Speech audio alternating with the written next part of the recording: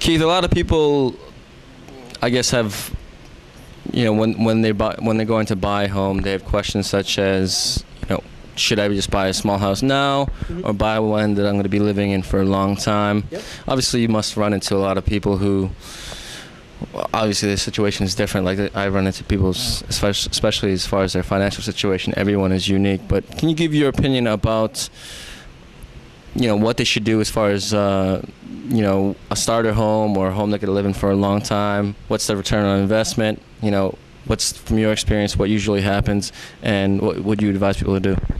It's really a tough question in the sense of global answer, general answer. It's really individual answer to that question. But my job as a real estate agent is to ask them question after question after question to find out whether, okay, if they do have the money, does it make sense for that particular person to buy the big house that they want, the McMansion that they want? If they can afford the McMansion, why not go for it if they can afford it? But if they're hesitant to do that, your houses will sell a lot faster. The starter homes sell a lot faster than the McMansions. So if they have a long-term range of staying in the same town for a long time, the big houses are the best way to go. If they're, if the person's a salesperson and they might be moving around, you might consider that starter home, even though you have the money, because if you're going to be moving again 3, 4, or 5 years from now, the starter home is going to sell quicker than the McMansions. Got it.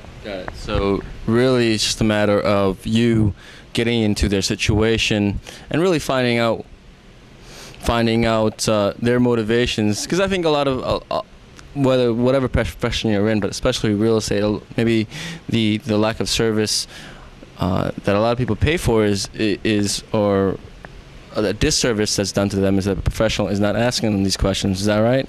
That happens quite a bit, especially, and I hate to put down part-time agents, but with part-time agents, they don't have the time or maybe sometimes not even the knowledge to ask them these questions. They just go with what the buyer says or what the seller says, and they do it without asking.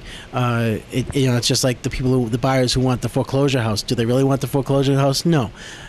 We've learned that the buyer really wants a deal, whether it's a foreclosure house or not. But with the inexperienced real estate agents, they might hear, "I want to buy a foreclosure house," and the agent says okay, and doesn't really delve into the question.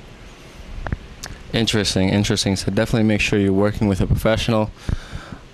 Yeah, it's not just about having someone show you houses, is it? No, it's having them find out, well, what is it that you really want? Right. What is it that you really, really want? Keith can find that out, for sure.